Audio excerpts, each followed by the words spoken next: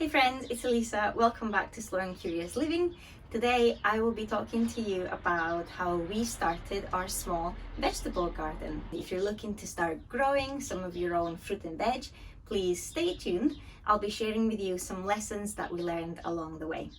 So we moved to this house in 2020, and when we moved, most of the garden was just lawn, and we knew we wanted to turn that lawn into a productive space. So step one, because we were doing this on a budget, was to remove quite a bit of the lawn and turn that into a wonderful growing space. As I said, we were doing this on a tight budget, so we did that by hand. So it's absolutely possible for you to start a small veggie garden without any expensive tools or anything like that. All you need is quite a bit of time and patience, because that process does take a little bit of time. What we did after we removed some of the lawn, we really focused on soil health. So that's the kind of first lesson that we learned the first year growing this garden, is that soil health is so important. So especially that first season, we really focused on introducing lots of goodness into that soil. So lots of manure and wonderful compost to really try and boost the nutrition in the soil that had been, I think, quite depleted, because nothing had ever kind of grown in that soil. So once we did a little bit of digging and a little bit of adding some compost and soil, we got growing. So it's been about 3 years, and so we're still beginners. We are not experts, but there are a few things that we have learned along the way that I want to share with you guys today. So first things first, we've talked about soil health. Ensure that your soil is healthy. Focus on that manure, focus on that compost, focus on throwing in lots of nutrients to make sure that your seedlings and your plants have something to grow on and to survive on when they're trying to grow and produce food for you. The second thing that we've really learned is about making the most of your growing season. If you are in a cold climate like we are, you'll probably be aware that it's quite cold and the growing season is quite short. So it's really important to stretch that growing season. And the way that we have found really works is, for example, starting your seeds early. You want to start your seeds early, and you want to start your seeds indoors or in a greenhouse. You want to start your seeds under cover.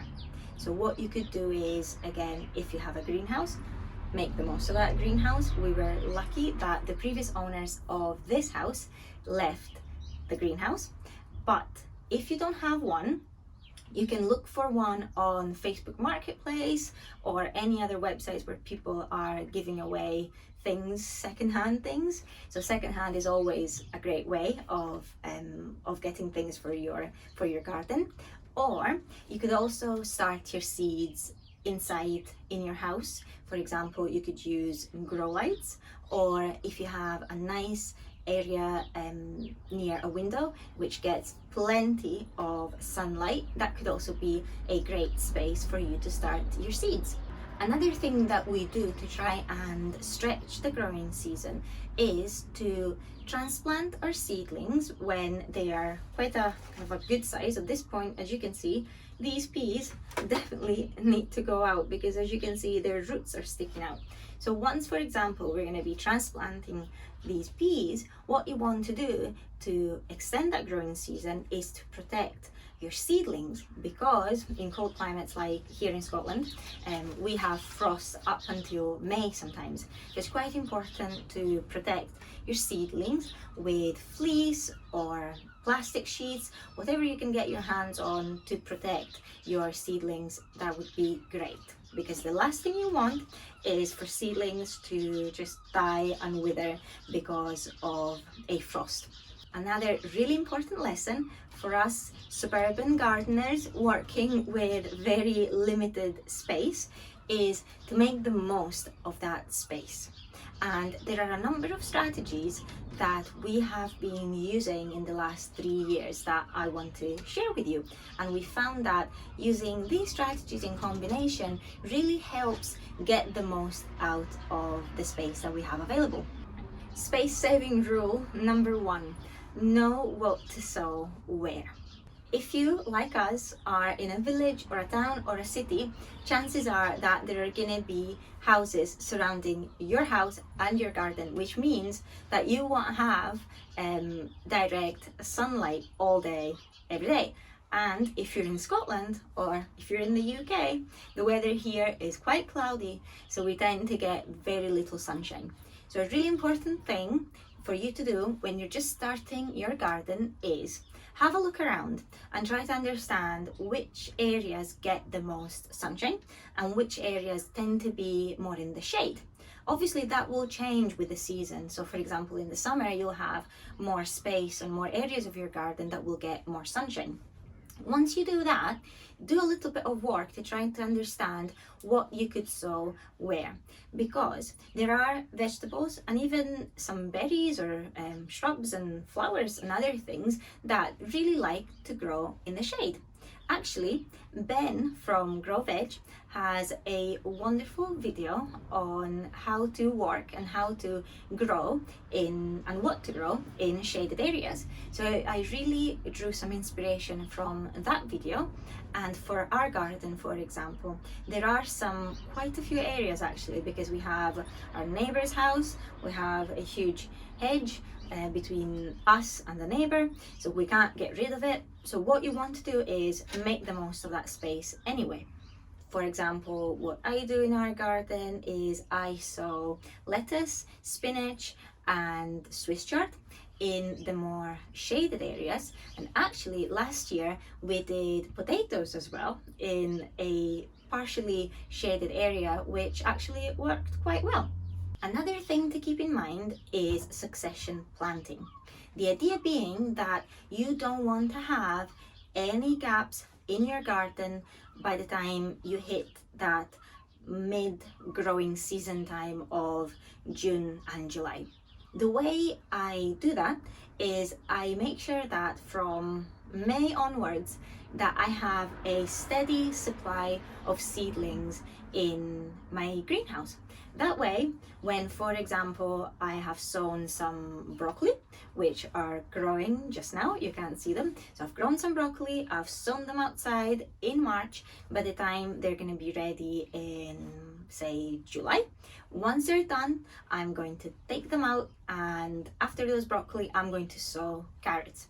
That way, what you're trying to do is you're trying to use the same space for, say, 2 crops.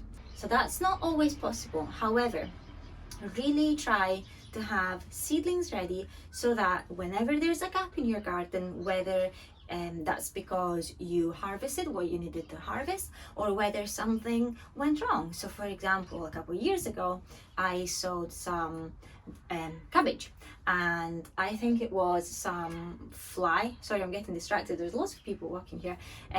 So my cabbage just died because of some insect that just ate the root. So what I had available were some beetroot. So instead of just leaving that space empty for the remainder of the season, I just threw in some beets, I believe, or lettuce. I just threw something there and I just got that space growing once again.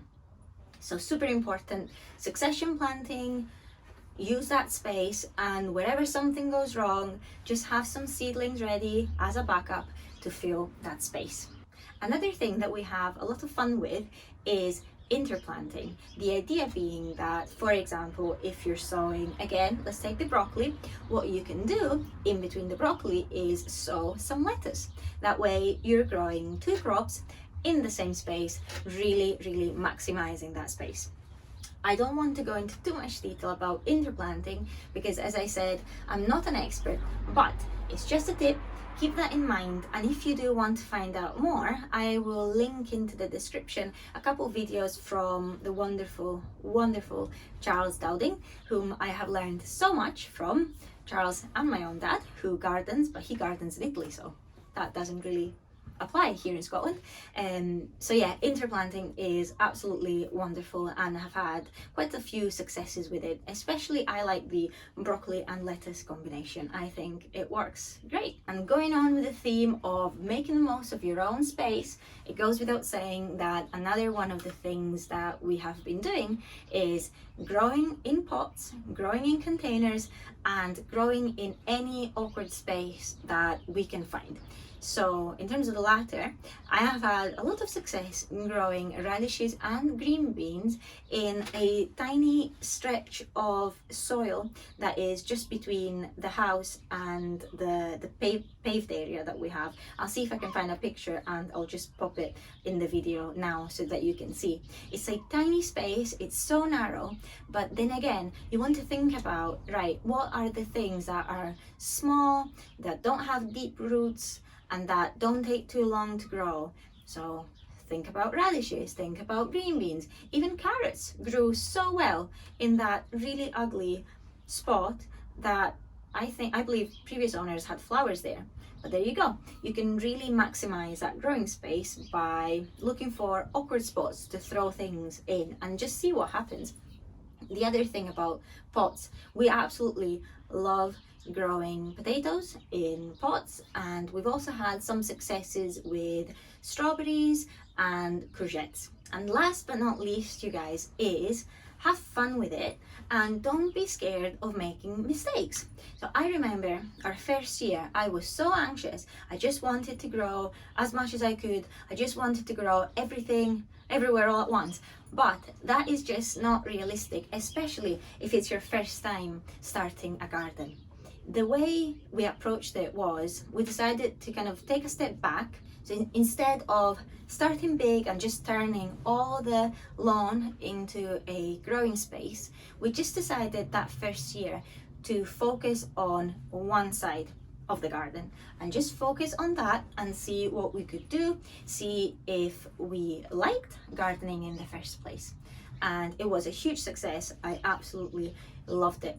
That first year, I must admit, it wasn't too productive. I focused a lot on growing lots of lettuce and growing lots of radishes.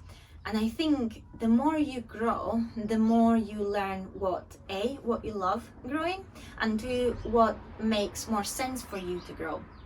So I think starting slow is always best, so that there's not that much pressure on you as a gardener. You can just enjoy and just ease yourself into it. And that way, once you've started, you can start thinking, right, did it make sense to grow, like I did, 40 lettuce plants that then all went to flower in the middle of July and I didn't have anything to replace them with. So what I've learned is, for example, focus more on, here in Scotland at least, it makes sense for me to focus more on those hardy veggies and those things that can really get me through the winter and get us through the hungry gap. You may also want to focus on things that may be a little bit too expensive. So things like, for us here in Scotland, strawberries can be expensive, but also peas, for example, peas in pods. They tend to be quite difficult to find, and then they tend to be sort of expensive. So we really like to focus again on hardy veggies, but also on kind of more niche things that we love eating. So say Swiss chard. I'm a huge fan of Swiss chard. For some reason, maybe it's because of where I am here in Scotland, but it's very, very difficult to find some fresh Swiss chard. So yeah, you really need to start slow, ease yourself into it, and then the more you learn and the more you pick up, you can kind of decide, right, I want to grow more of that. Right, that crop didn't do that well last year. So yeah, it's a wonderful journey, so no need to put too much pressure on yourselves. So I hope you enjoyed this video and my ramblings. I hope that some of the tips and lessons that I shared with you were of some help. Starting a veggie garden isn't easy. It takes time, it takes patience, it takes commitment. Some people might think you're a bit weird, your neighbors might think you're a bit weird, but who cares? It's absolutely wonderful to step outside your kitchen, grab some chives, pull out a carrot, get some kale, maybe some lettuce, and go back into your kitchen and turn that into a wonderful meal. There's absolutely nothing that compares, in my humble opinion at least, to that feeling of growing some of your own. It's absolutely a joy. It's absolutely wonderful. So yeah, hope you enjoyed this video. I'm really going to be trying to take you along this growing season and show you what we are growing, when we're growing it, successes, failures, etc. So feel free to subscribe if you want to see how we get on in our Scottish suburban garden this season.